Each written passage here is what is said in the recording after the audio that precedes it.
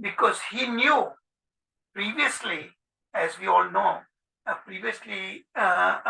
how the Babajis of Godruma, especially Vaishnava and Das Babaji, how so soundly defeated Krishna Chudamani in his version.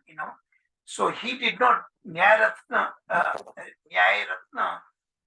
did not want to tarnish his own reputation by being defeated by this Vaishnava Babajis. So what he's posing is like this. So he feared that he may not meet the same fate of Krishna Chudamani. So therefore, he said that he will go as disguised. He will not declare as he is been known his reputation, to protect his reputation.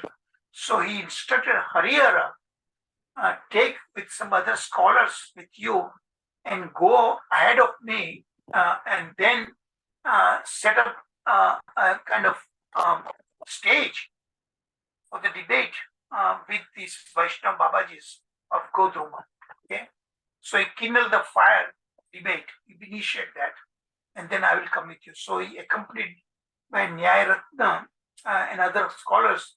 Harihara Bhattacharya arrived at Pradyumna Kunja, and there they were greeted by Advaita Das. Now you all should know Advaita Das is Kalidas Lahiri Mahasray. He is perfect Vaishnava. He was initiated by Premadas Babaji. So now the question answer begins. Okay. So first question, this Nyayaratna asked Babaji, that is the Vaishnava religion ancient or modern? That is the issue we would like to solve. Okay? So the answer given by Babaji says it's eternal and always existed. Okay, so of course Nyayaratna is going to ask him, prove it that. So of the two kinds of Vaishnava religion, he's saying which one is eternal? According to theme 2 that I just told you about, which of them always existed in 3. So which one is original, eternal? Either is it those of the Vaishnavas who subscribe that the Supreme is impersonal, the goal is Brahman realization, and they temporarily worship the Pancha Upasaka, okay? And the second version is the one came with the advent of Chaitanya Mahaprabhu. So which one is that? That is the issue that we want to solve. So please tell us, So Babaji clearly says it is the second one which came with the advent of Chaitanya Mahaprabhu. That is a real Vaishnava. It is eternal. But the first one, Durga Upasaka, that they do, their goal is Brahman realization, is really Vaishnava only in the name only, and it's collection of lies. So the question 3, this Nyayaratna puts Babaji on the spot. So since in your opinion, the only true Vaishnava religion is the philosophy of Sri Chaitanya Mahaprabhu, but then how can you say that is eternal? Okay, because Chaitanya Mahaprabhu came just about 150 years ago, So now Babaji is pointing out the 4 Vedas, the Smriti Shastras, the Vedic history. So there is a strong Vedic foundation about that. What Chaitanya Mahaprabhu came, it's not like he gave a new religion. That was already there from the very beginning, from the point at which the creation came into existence. That's why it's eternal, So it is itihasa. What is itihasa? Itihasa means historically, So all this sing the glories of this kind of Vaishnava religion. That's why we glorified since the very moment the material creation came into existence. Chaitanya Mahaprabhu did not give anything of his version, yet he just continued that thing, preaching that. It's a very powerful reply. Okay, so the question 4. So he's asking, how could be eternal? Chaitanya Mahaprabhu appeared in not even 150 years ago, and he was the first teacher of this kind of religion. How can it be eternal? But the answer was already given previously in the answer to question 3, but he again repeats that thing. So as the individual soul, so Babaji is quoting a reference from the Bhagavatam. Okay? The Chaturbhuja Bhagavatam verses, very important verses. There is given the second canto, 9th chapter, 33. So as the individual souls are beginning less, so is the Vaishnava religion of this kind. This was the knowledge imparted to the first demigod, Lord Brahma. Brahma himself was created by the Supreme Lord. At that point, he gave this Chatushloki Bhagavatam to Lord Brahma. And the entire Bhagavatam unfolds from that point onwards. So Brahma, who is the first demigod, creator, is the secondary creator, of course, we all know, and the protector of the worlds. So spoke knowledge of the Supreme, the first of all kinds of knowledge, to his eldest son Dharma. This is according to Mundaka Upanishad. So Baba is quoting all these scriptural references to really substantiate what he said. The lotus feet of Lord Vishnu are the supreme objective for all demigods. So see, that is the real Vaishnava religion by definition. Vaishnava means Vishnu Upasaka, okay? Not the all other demigods. Lord Vishnu is not a demigod. He is the supreme personality Godhead himself, and it is given to Brahma to worship Lord Vishnu. And Lord Vishnu, of course, is an expansion of Lord Shri Krishna. The supreme objective of all demigods. So these lotus feet of the Lord are as enlightening as the sun in the sky. Om Tat Vishnu Paramam from Rig Veda, the oldest Veda. Okay, and later on we'll see that Nyayaratha is going to point out that particular point. Okay, so these glories, this glorious supreme personality of Godhead alone rules all the creatures, according to Sita Svatara Upanishad. The supreme personality of God is real, eternal, limitless, and all-knowing. One who understands the Supreme Lord residing in his heart goes to the spiritual world. So that is a true eternal religion. So their associates, so because this A version, they worship Durga Upasaka, and Durga Devi is the superintendent of material universe. So those who worship Durga, of course, they are going to have to remain in the material world only, But unless, of course, you worship Lord Vishnu, so he is all spiritual, and Durga, later on we will know, Durga Devi herself is the one of the potency, external potency. So how could you escape this material existence? So one who understands the Supreme Lord residing in his heart, as Paramatma, eventually goes to the spiritual world. There he associates with the all-knowing Supreme Lord, even after liberation, and there he is able to serve the Supreme, even in the spiritual world, in his spiritual body. There all his desires are fulfilled, all his desires, material desires are dissipated, and those material desires are converted to spiritual desires to worship the Supreme Lord according to the It's one of the 10 Upanishads. I learned Sanskrit. My Sanskrit teacher at that time, before even I took Krishna consciousness, all the Vedas. So then I wanted to learn Sanskrit language. But I said I don't need to learn Sanskrit as a language, but my goal is to study his original Vedas and Upanishads, So my Sanskrit teacher started teaching me this Upanishad. First one they started is the Upanishad. And then, of course, we get to the Bhagavad Gita. That's how I learned Sanskrit language. When it is discussing with kids. Okay, so now question number 5, 6, and 7. Okay, and here I'm going to speed up a little bit.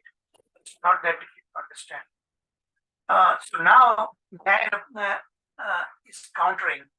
So how could you claim that particular verse that you quoted? It's no paramam padam. That verse describes your kind of Vaishnava religion, okay? And not the Vaishnava religion that follows the Mayavadi Pentecostalism. But that could still apply to that also. They do worship Vishnu as one of the demigods, one of the 5 demigods. So he's arguing that point. So to that, Babaji is responding. The impersonalism theory refuses to affirm that service to the Lord Vishnu is eternal. And the reason he gives here. Rather, it says a person himself becomes the supreme. The Supreme Lord is not attained. So this is from Katha Upanishad. Supreme Lord is not attained by expert explanation. Nyayaratha is a logician, right? So by your material logic, you will not understand. Pointing out indirectly.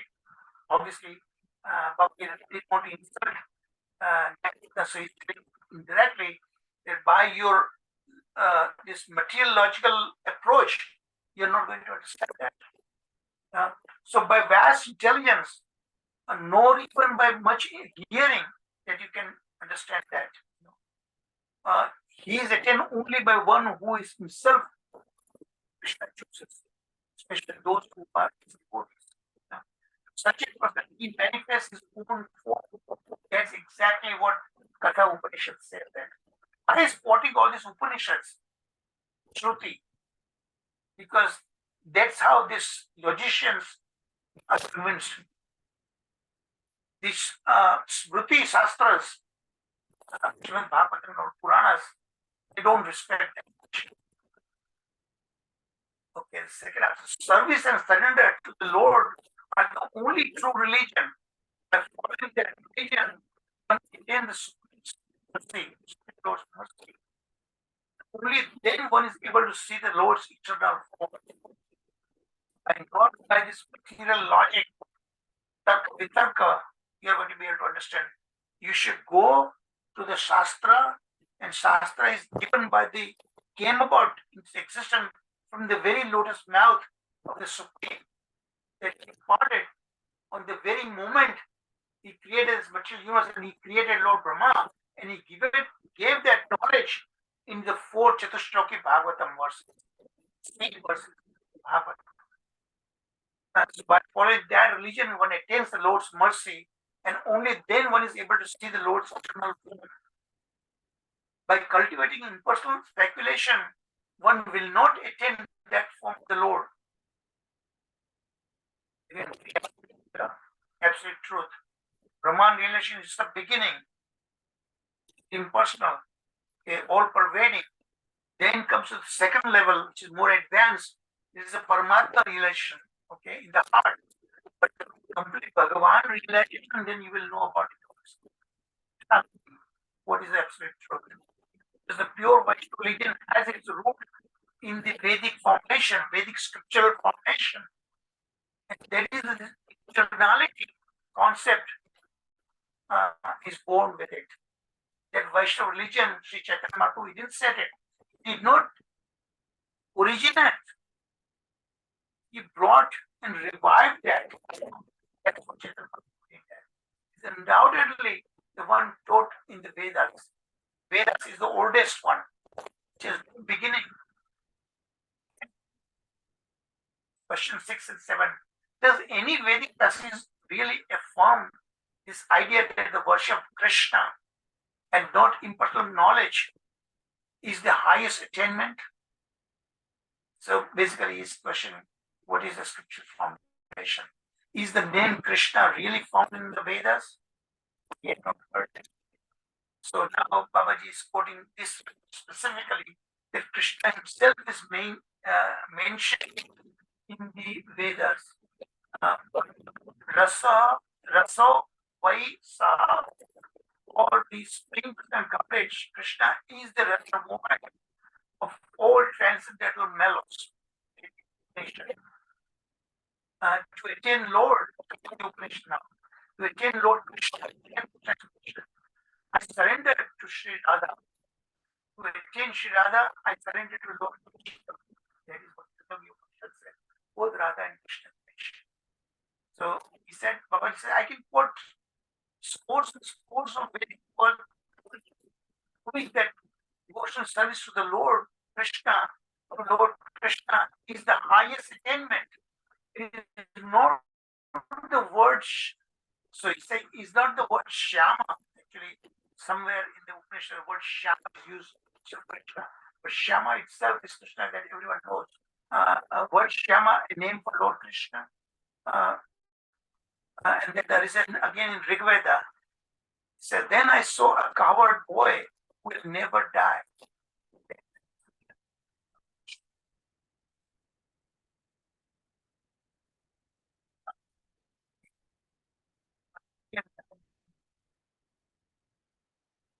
Going far ahead, I think happened to that break time.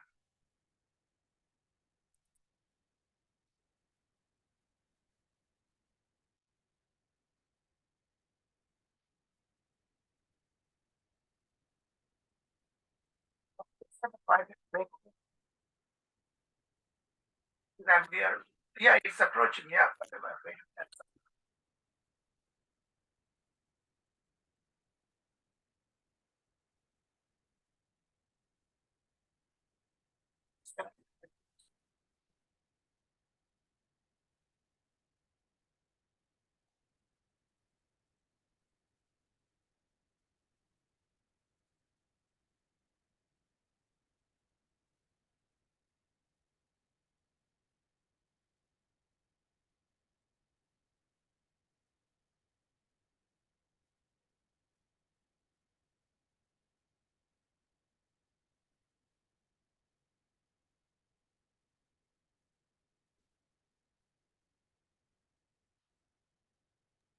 Can't hear you, Prabhuji.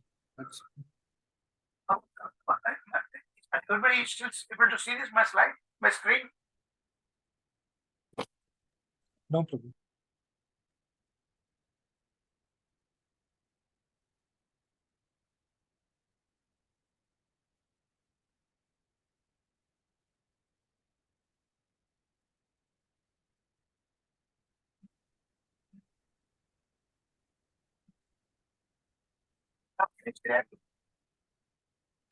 Now it is. Yeah. Yes. It's complex, like, and this one. So, question number 8. So now Nyayaratha is saying that these are twisted interpretation of Vedic knowledge, Vedic passages. He didn't agree with that. So Babaji is saying there are different interpretations, but we should follow the interpretation. We should understand properly what the Vedas, according to the ancient sages' explanation, by their intelligence, they have given us. And this, so then he's saying, is narrate history of the Vaishnava religion. So from the first Vaishnava to the worship of Vishnu, followed by Lord Shiva, all the Prajapatis that came into existence, Narada Muni, Vyasa, and so on, they all were there at the time the material universe was created, Like that.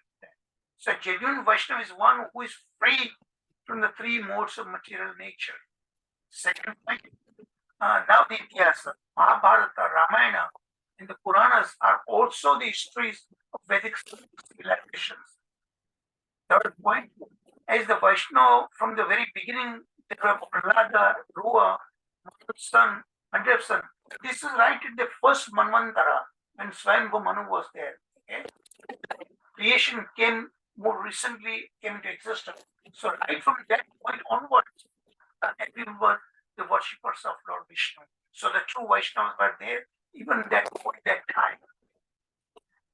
So the sun and moon dynasties,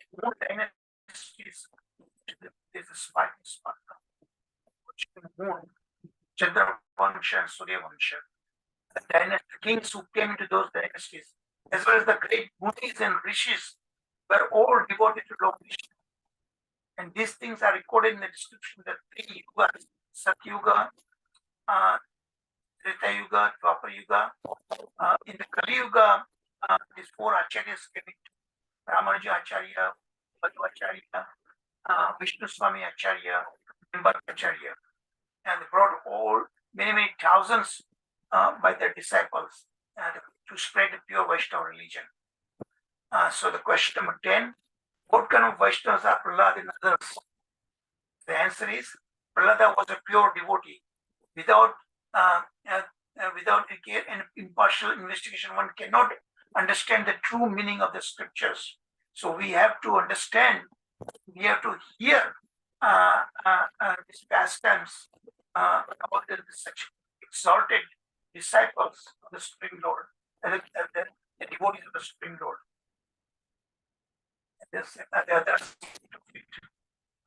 Question number 11. If the Vaishnava religion existed from the time immemorial, then what new thing did Sri Chaitanya brought about? For that. If Chaitanya Mahaprabhu, as you say, he just revived what was already there. He knew things he had. So Chaitanya's unique confession is revealing that most for this age of Kali, that you can develop the ultimate human form of life, love of God, love of Krishna, by simply chanting the holy name. Get it in the highest form of human form of life. Okay, question 12. Then why do the learned Panditas don't like it? Panditas who learned in all the Shastra that you are quoting, why are they not convinced? So,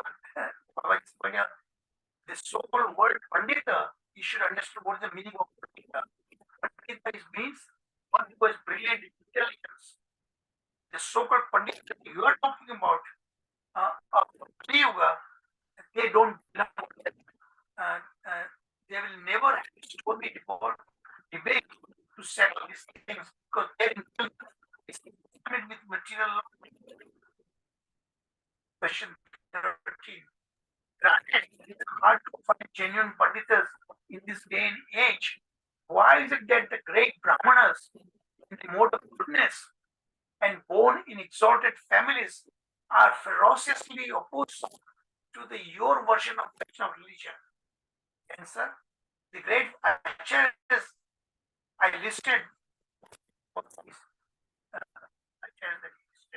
Ramanujacharya, Vishnu Swami, Nimbarka Acharya, and also like that.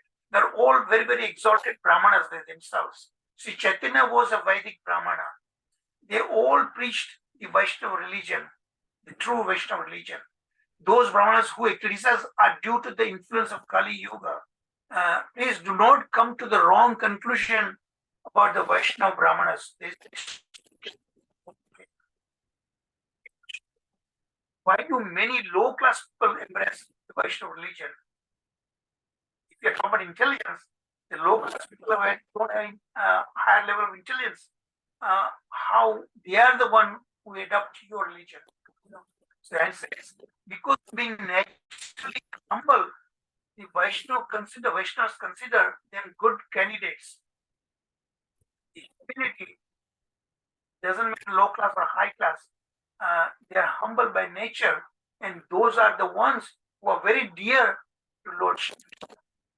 By their mercy, persons who are intoxicated with false pride, you call themselves as Brahmana, but Brahmana based on their birth, not karmas, so they are not humble. They have a false pride. Okay, now we take a short break, 5 minutes. Here's a few slides.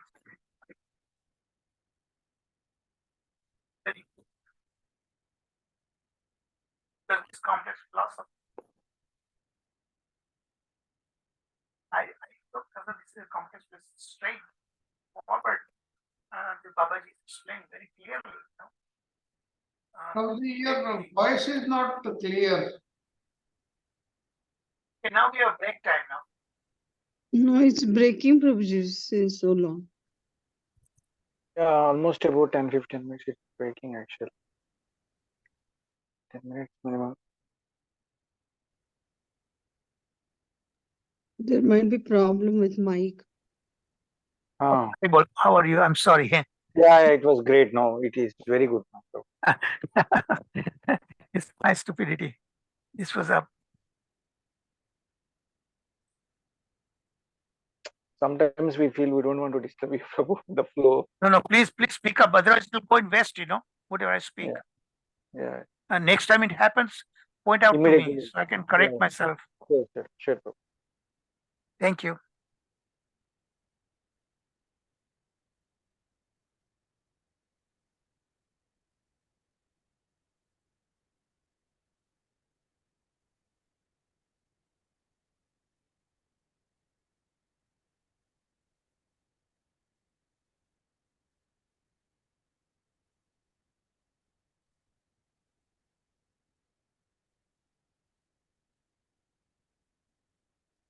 So you can see that while we are in the break time, I'm just want you to really understand that how Babaji defended his statement that Chaitanya Mahaprabhu, that he introduced the Vaishnava religion, that is the one which is eternal, because that existed right from the moment material creation came into existence. The Chatushloki Bhagavatam verses that he gave to Lord Brahma, the first living entity, and living entity Brahma worship Lord Vishnu. So, and that is the definition of Vaishnava, one who worship Vaishnava, Lord Vishnu. That is what it is. So that is the main point, and he gave a scriptural foundation, starting from the Vedas, Rig Veda, the very original Veda, and then Upanishads, because Babaji knew that this logician is going to accept only the Shruti Shastra, not the Smriti Shastra. So he established this point very, very clearly. So it's really not a complex philosophy, very straightforward, simple. The whole issue was that whether these Brahman realization proponents are the original, are the real Vaishnavas, or the one came about who believes in Bhagavan realization, who worship Bhagavan, Shri Krishna, Lord Vishnu, are the one really the true religion, Vaishnava religion. So he made it very clear. So I want you to understand the crux of that whole point, the argument. So then this logician had to finally accept defeat.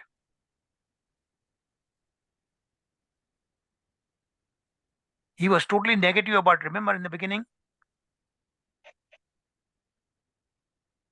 But one positive thing about these logicians, if you defeat by their own logic, and there is material logic, that's the only way to defeat them, with their own weapon.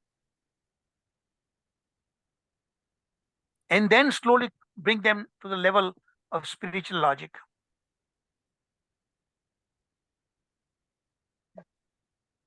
So much happened, Prabhu. Really, so much Yeah. philosophy. So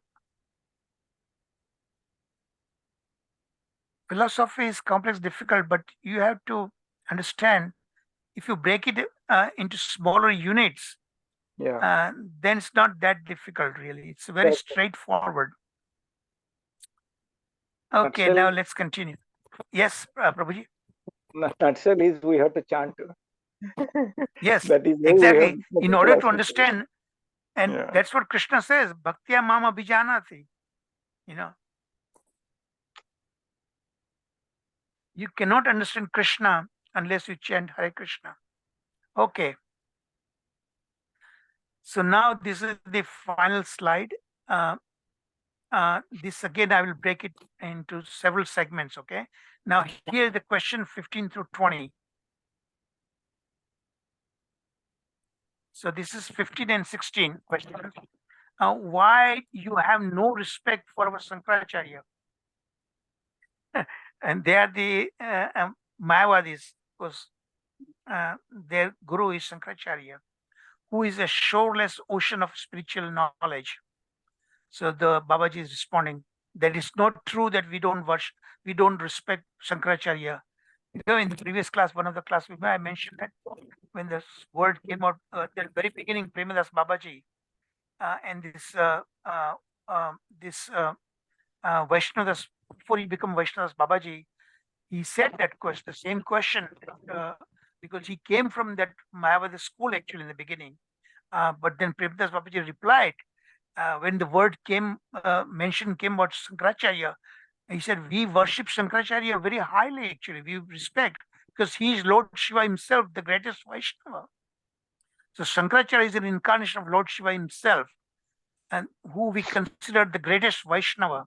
Sri Chaitanya taught us to honor Shankaracharya with the title of Acharya. However, what we do not accept is this his Mayavad philosophy, which is not the religion taught in the Vedas. Actually, it is covered by Buddhism. Buddhism is the non-theistic religion. Buddhism does not believe in Vedas, does not believe in even the Supreme. Okay, so it is partly that. And the third point, this was done to bewilder the demons. Shankaracharya distorted the true meaning of the Vedas, Vedanta, and Bhagavad Gita, and taught the Advaita Vada, the philosophy of impersonal God. Fourth point, these actions have deep meaning that the mass of people do not understand.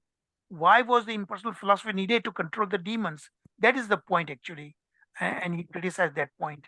But this is that only the powerful Lord knows, you know, why and how Lord Shiva did that in his incarnation as Shankaracharya. Question number 16. Why do you say Mayavad philosophy is against the teaching of the Vedas and Vedanta Sutra? Because Shankaracharya himself quoted all the Vedic Shastras and everything that support of that. So the Babaji gives a good answer. When we look at what precedes, what happens before, and what follows after that, you have to consider all these points actually. Those mantras, in a moment, the Mayavad philosophy falls flat. If you take into consideration all this thing I mentioned about that tune, when the material creation came into existence, at that point, this Lord Vishnu worship is there, the typical feature of the Vaishnavas, and what is existing now in Kali Yuga. Chaitanya Mahaprabhu himself appeared, and he taught the same thing in chanting the holy name. So you have to consider. Then this Mayavad philosophy cannot stand on its two legs. Question number 17. Why do the Vaishnavas have faith only in the prasadam of Lord Vishnu and not that of the demigods and demigoddesses? So why do you differentiate? See, Babaji says, the Vaishnavas do not disrespect the prasadam of the demigods and demigoddesses, who are the servants of Bhagavan Shri Krishna. Yes, you know, when the Vaishnavas taste Krishna prasadam, it becomes Mahaprasadam. Okay, and demigods themselves, Lord Shiva included in that, they themselves worship the Supreme Lord. They consider themselves as the servants of the Supreme Lord. And they, who are the servants of Bhagavan Shri Krishna, who is the only Supreme God.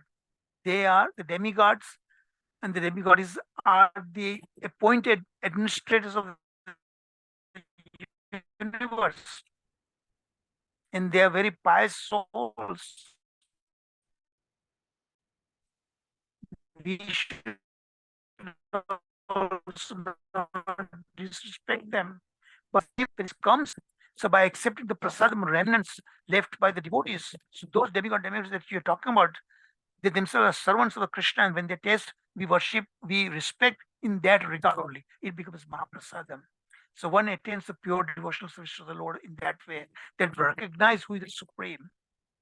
Second point, if an impersonalist worships a demigod and offers food and other things to him, the demigod will not accept, because they know themselves are the servants of the Lord, you know, and the food and other things to him, because the person is contaminated by the impersonalist philosophy. There is ample evidence for that from the scriptures. Third point, now, of course, sometimes these demigods come into illusion. We all know Indra, right? Sometimes they get puffed up, and Krishna then corrects them. If a pure Vaishnava offers prasadam remnant of Shri Krishna to the demigods, they'll really readily accept it. This is question number 18. While I do accept, so the logician finally accepted all this thing, that answer, why do you reject the animal sacrifice prescribed in the scriptures? So that's also very nicely answered. The scriptures do not teach that one should kill animals. Ma himsayat sarvani bhutani. That is the verse it quotes. Okay? Or don't do violence to any creature. It is only under the influence of modes of passion and ignorance that a man will earn to associate with women, eat meat, and drink liquor.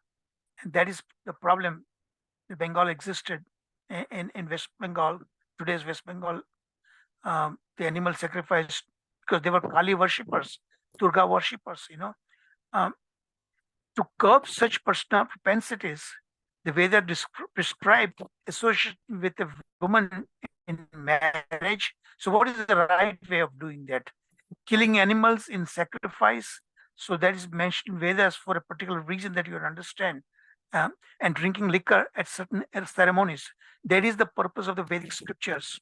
Now, violence, Kshatriyas are allowed because they have to fight in the war on the side of those who are injustice, So that is the reason it is recommended for them. Third point, in this material world, the conditioned soul is always inclined to sex, meat eating, and intoxication. Therefore, religious scriptures never actually encourage such activities, but the religious way of doing that thing. We all have sexual indulgence, right? But if you do this thing in the institution of marriage, then that is the way you satisfy your urges, physical urges. Okay? They never actually encourage such activities, although the scriptural injunction provide for sex through sacred marriages, for meat eating through sacrificial offerings, and for intoxication through the acceptance of ritual cups of oil. The whole Srimad Bhagavatam, Narad Muni, remember, he teaches there one. The whole episode, the whole thing is there about animal sacrifice. Very nice. You should go and read that thing. Fourth point: those who are devoid of hands are where prey for those who have hands. Those devoid of legs are prey for the four-legged. So the weaks are the subsistence of the strong, and the general rule holds that one living being is food for another. Jivo jivasya jivanam. That verse is there. Remember. Jivo jivasya jivanam. Every living entity is subsides over other living. That's actually the way it is. So in reality, but that's the reason. Even plant food we eat, vegetarians, that's still also a sin because plant has a life. So we offer to the Lord first, and then we accept the remnant that become prasadam, so that the sinful nature of that thing is really subsided. That everyone in material life is attracted to furthering the way of attachment, pravritti marga, but the greatest treasure is to be gained by nivritti marga, by renunciation. Final two questions. Question 19-20. If men who follow, why do the Vaishnavas object to the performance of Shraddha and other rituals to repay the debts of one owes to his ancestors? Actually, one who becomes, I'm going to summarize, and the verses there in Bhagavatam, that actually one who becomes a Vaishnava, they are not obligated to such Vedic rituals. Krishna already takes care of that. Nonetheless, to set a standard, Chaitanya Mahaprabhu himself did that, just to set a standard for others, Um, if man follows the karmakanda rituals of the Vedas, performing the Shraddha ceremony, the Vaishnavas have no objection. However, scriptures do say this, O king, who has given up all material duties and has taken full shelter of the lotus feet of Mukunda, who offers shelter to all, it is not indebted, they are not indebted to any of the demigods like that. But they do it to set a right example anyway. When one has faith in the description of the Lord Hari, and the only name one is counted as Vaishnava, when is one qualified to act in that way? As long as one is not satiated by fruit act. So that's this propensity for this karma kanda, that is what we need to curb. Karma kanda is to be transformed in karma yoga. If you still are inclined for such karmas, fruity karmas, then you first offer to the Lord, and you link to the Lord, linking to the Lord through your karmas, the karma mishra bhakti, same way jnana mishra bhakti, but then ultimately must come to the platform of pure bhakti without any kind of karma and jnana. Jnana karma di anavratam. Okay, so I'll take pause here. Sorry, I took 10 minutes longer because of the interruptions also, Hare Krishna. Open for discussion now.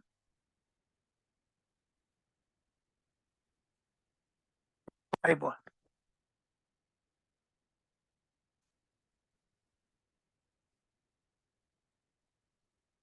Hare Krishna. Have I lost all of you again? No, Prabhu, we're there, Prabhu. We're Yeah, just Prabhu. thinking, Okay. Prabhu. Such a detailed discussion, we were just thinking, Prabhu. Thank Okay. you. Thank you. Yeah. Hare Krishna, Prabhu. I Hare have a Bol. question. Yeah. I'm not Yes. sure if that is a question or it even qualifies as a question, Prabhu. Sorry for that. Nice. Conflict is fine too. Yeah. Like at some point you talked about Durga Aradhan, Prabhu. Okay. Yeah. Yeah. So suppose if we don't know Krishna conscious at all and continue doing that, Prabhu. So because you said like at some point you said like she is our owner for this entire material world. So he will continue having that, but she will not direct. At some point of time, she will direct us to the Krishna devotees, and then she will ensure that like we will have a right path, Prabhu. If not one birth or multiple births. Very If you don't intelligent know at question, all. Prasad. Yeah. Prabhu, very intelligent questions. Point is, how do you worship? In what consciousness you worship Durga? If you worship Durga, because she's the superintendent of the material world, so you want material comforts, material luxuries. In that consciousness, if you worship, then you remain anchored in this material existence. Obviously, right? Because her job, remember, she's a great devotee of the Lord herself, and she's serving the Lord by screening us. Because we have this our selfish motives, material propensities. So to make sure that fully satisfied to the maximum until you realize that that is not what we should be after, she does that thing. But if you worship Durga Devi as the servant of Lord Shri Krishna, Bhagavan Shri Krishna, she is the devotee of the Lord, then she will ascertain and tell the Lord that this particular devotee has passed this tough test. He has already gotten over of his selfish interest and he is a true devotee. Then please accept him. So that is what what matters, the point here. How you worship and what consciousness you worship. Whether it is the self-interest or Durga Devi herself is a devotee of the Lord and you worship in that sense. Same goes for Lord Shiva. Lord Shiva is one of, in fact, there is a Vaishnava Sampradaya after Lord Shiva, right? Shiva Sampradaya. And Shiva is one of the great guru, spiritual master, and he sent many of the, in the Bhagavatam comes, the converts into Krishna devotees, So that is there. So how you worship, in what sense you worship, what consciousness you worship. Understood. Hare Krishna. Got it. Thank you. Yeah. Then that particular demigod themselves will direct you to Krishna. Yeah. Okay. With the Niskama Karma, if you worship her, definitely. Before I came to Krishna consciousness, I used to worship Lord Shiva. And I think the Lord Shiva himself brought me into the right path. Got it. Yeah. Any other points, questions? Just to make us to chant pure chanting, Prabhu, like Vaishnavas did so much sacrifices and written so much literature, so much for us. And and real logic is there, actually. Everything is logically explained, But we have to transcend material logic into spiritual logic, Yeah. Really, the sacrifices are not small. Yeah. Thank you. Okay, while rest of you are thinking, I'm going to turn over to Sharad Prabhuji. Haribol. Thank you, Prabhuji. Thank you very much. We were talking about the Panchopasana, that is worshipping of the demigods, that is the sun god Ganesha, Shiva, Durga, and Vishnu. Now, you'll be surprised to know that it is also there in one of the Vaishnava Sampradayas, the largest Vaishnava Sampradaya, which comprises about almost 80 to 90% of the Vaishnavas. Their main philosophy is this. Now we have to understand why we should not criticize them.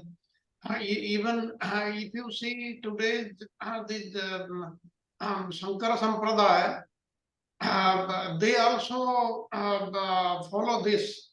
They worship these five gods or demigods, whatever you say. The sun, Ganesha, Shiva, Durga, and Vishnu. Now there is a reason behind that. Because you see, all the people in the society, they are not in the same level. They won't understand what we are speaking of in the ISKCON. This will not be understood because of their consciousness based on what they have done in their previous lives. They will be attracted to these demigods, and ultimately they will come to Lord Krishna, Vishnu, then Krishna. This will happen. And if you see the basic philosophy of, say, the Ramanandi Sampradaya, they also they always speak on the Srimad Bhagavatam only.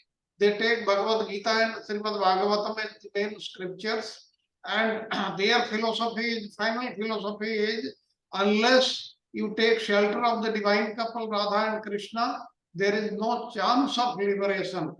So this is what is the basic reason, and such is the reason for eating meat and all that we have already seen. That's why if you hear these things, there is no requirement of criticizing or having any ill feeling against anyone. And this has to be understood very, very clearly.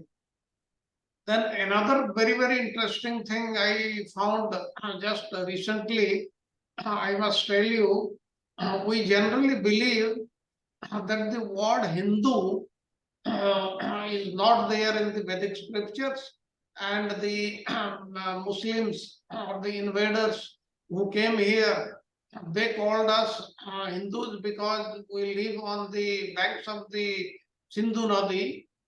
But recently I came to know that there is no truth in this. Actually, the word is Hindu. It is given in hundreds of verses in the Vedic scriptures. It is because of our lack of knowledge we say this. Like one of the example is in Sukla Yajurveda. In Sukla Yajurveda there is one Kauthumi Samhita. Actually, the Vedas they are divided into four parts: the Brahmana, Samhita, Aranyaka, and Upanishad. Each Samhita, each Veda. Now, in this Sukla Yajurveda, actually there are two. One is Krishna Yajurveda of Vaishampayana and Sukla Yajurveda by Yajnavalkya. Now, there is a verse which says that Madhu Patariyate, Madhu Ksharanti Sindava, Madhu Ksharanti Hindava. The Hindu word is there in that verse. Then there is one Sumeru Tantra.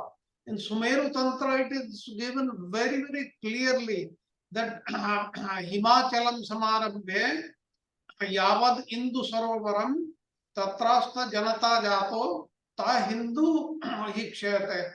Means those people who live between the Himalayas and the great ocean, Sindhu Sarovara, they are known as the Hindus. And there are many, many verses. And also it is given in this Sumeru Tantra that those people who are non-violent, who criticize violence, and those who worship Tulasi, they are the Hindus. And that's why please remember that Hindu word is there in our Shastras and we have to believe them. Then another thing I want to tell in the WhatsApp group, there were a lot of talks about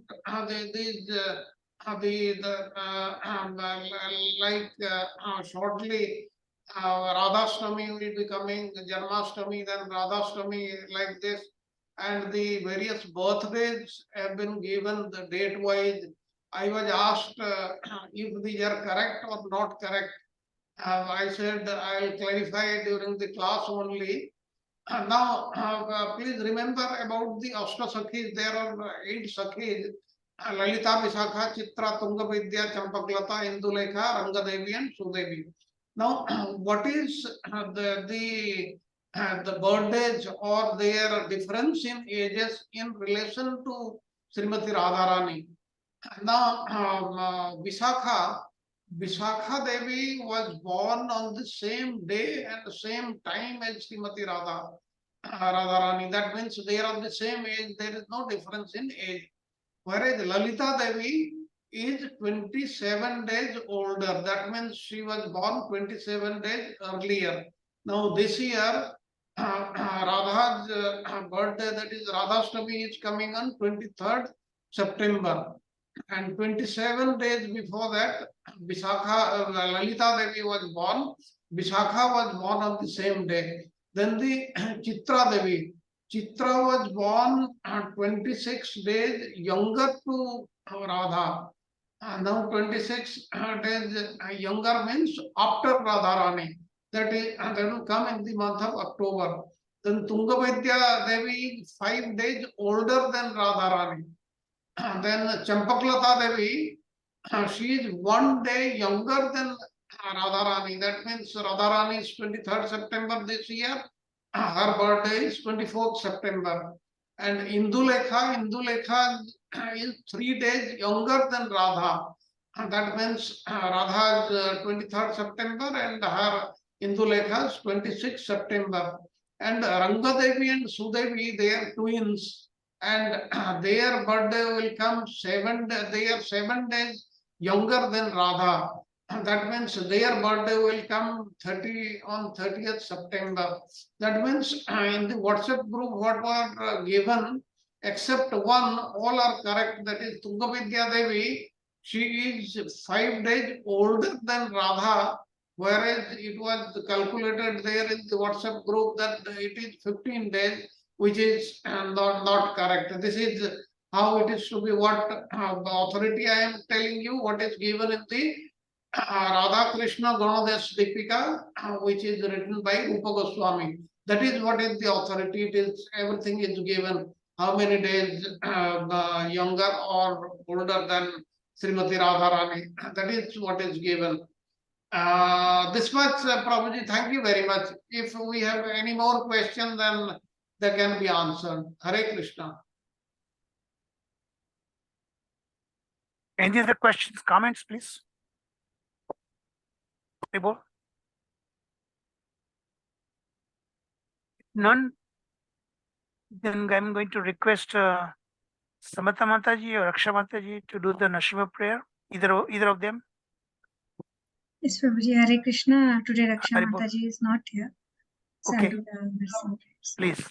Namaste Narasimhaya. Namaste Narasimhaya.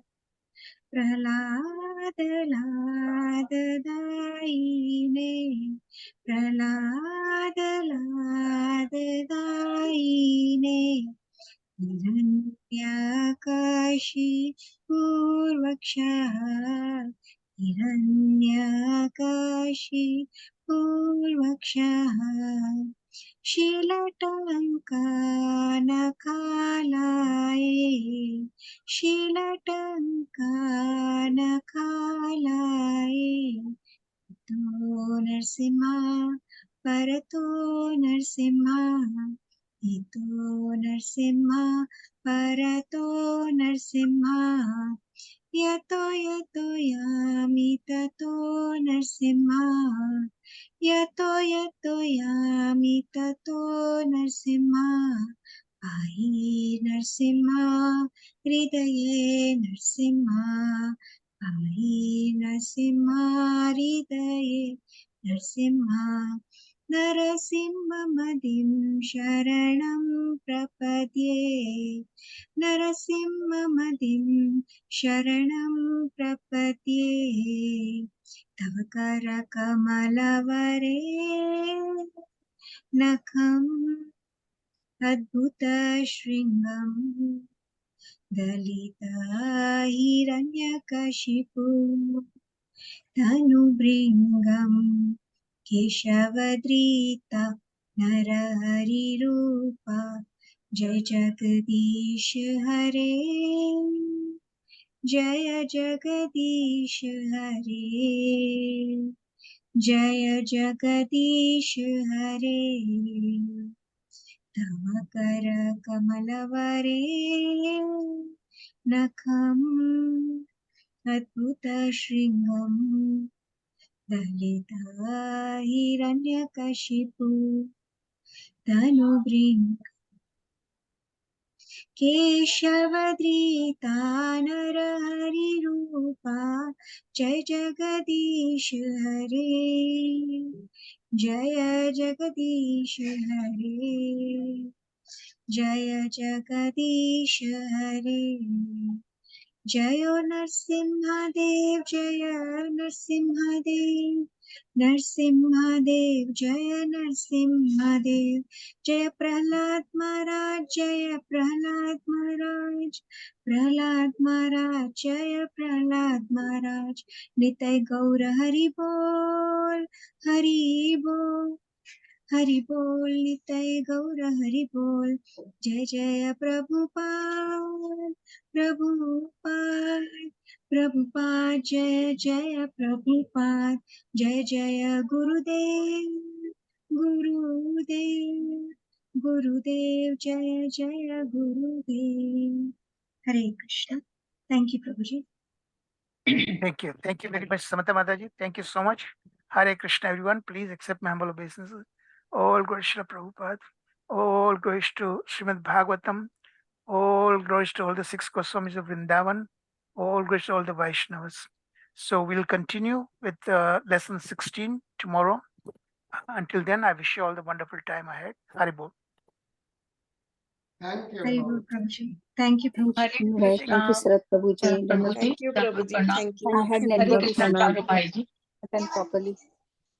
प्रभु जी मैं 2 दिन ये इसको Saturday और Sunday की class नहीं attend कर पाऊंगी please या ओके सर, कोई बात नहीं, कोई बात नहीं। थैंक हाँ, Alright, आपको थैंक यू भाई पता है ना हमारा attend क्लास the सब class. रिकॉर्डेड होता है। हाँ जी हाँ जी हाँ जी Sorry, I Thank you. could not attend the class properly because of network thank you. issue. Okay, काय Thank समझ you. सकाय काय वांधो नहीं। ओके, हरी बोल। Thank you very much, Prabhu. Thank